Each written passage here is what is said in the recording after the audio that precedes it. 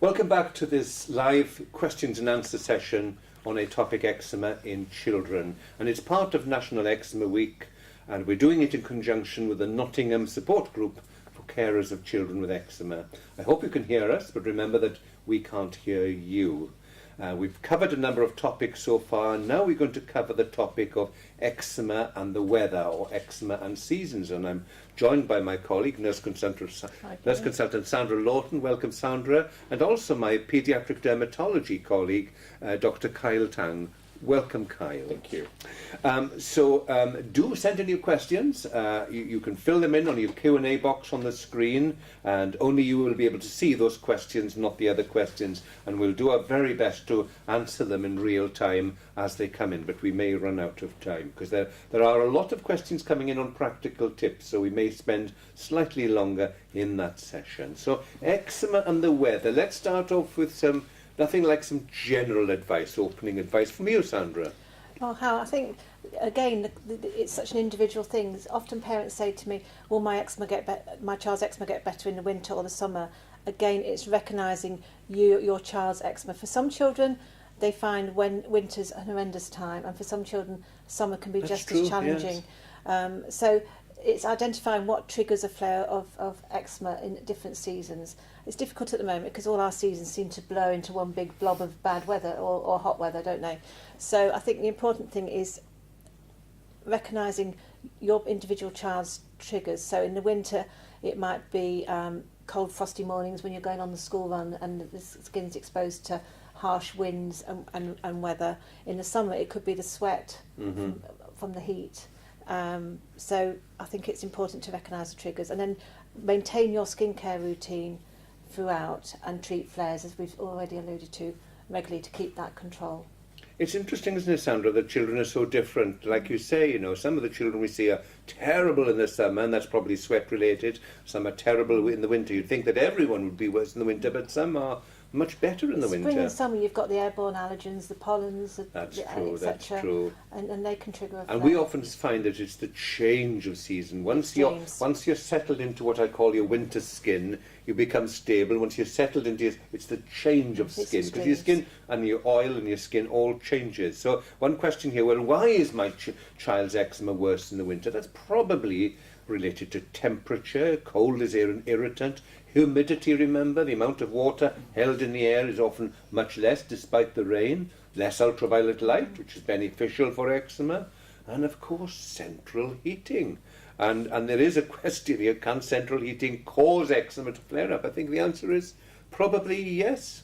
Kyle, would you like to just say a bit more about, is there anything a question here to prepare my child before the winter effects kick in? Thank you, Hal. Yes, so the best preparation, of course, is to get the eczema under control as much as possible.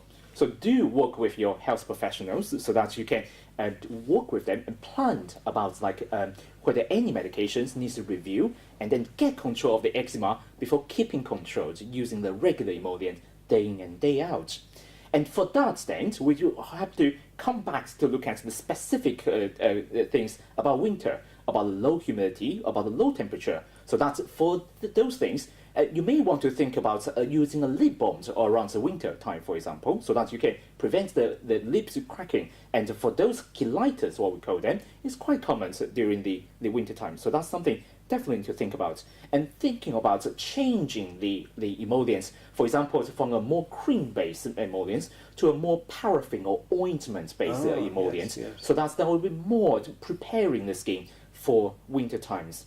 I think the other things that is often being or overlooked at is infections, because for children that starting school year and the winter times, they often have infections, viral infection most commonly, either a respiratory, like a cough and cold infection, or enterovirus infections causing hand-foot and mouth disease. So those infections can cause your eczema to flare up. So again, it's like general good hygiene will also prevent the eczema flaring up. So you've sort of answered another question here. Should different medications be prescribed each season?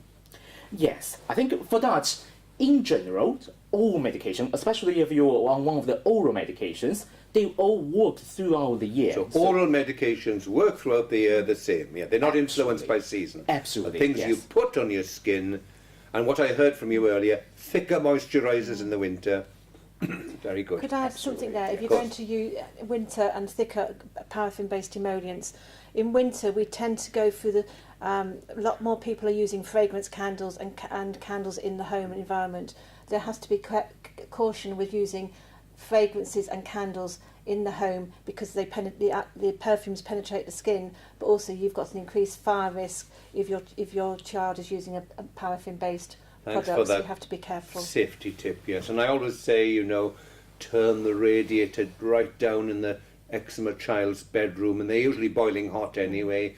And careful not to have too thick a duvet, because although you may be cold going to bed, you tend to overheat 2 or 3 o'clock in the morning, and that gives rise to a lot of itching, because the hotter you are, the more you will tend to itch. So think about those practical tips as well.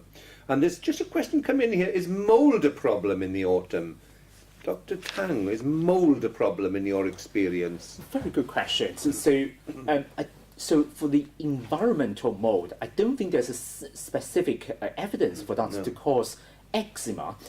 So some molds can cause the asthma to be worse, but that's a completely different subject. And I think that in general, mold doesn't make eczema worse. No. Okay, that's helpful because, as you say, there is evidence in asthma. And again, just time for some quick questions here. One to you, Sandra. Is there any sun cream you can recommend that doesn't irritate the skin? Again, that's an individual advice. I would say try ones. It needs to be the high factor, high UVA protection. But I usually say don't spend loads of money on these expensive products. Try the local supermarkets.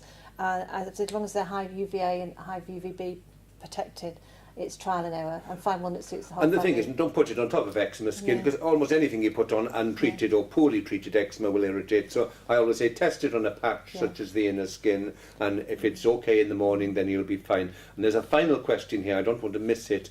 In winter outside, I'm told to wrap a scarf around the child's mouth to improve asthma, but this makes their eczema sore. So what you're describing there is cold-induced bronchospasm, which is quite common, and very often you should perhaps take your inhaler before you go out so that you don't spasm when made in contact with the cold. And is a scarf necessary? If you have to wear a scarf, make sure it doesn't contain wool.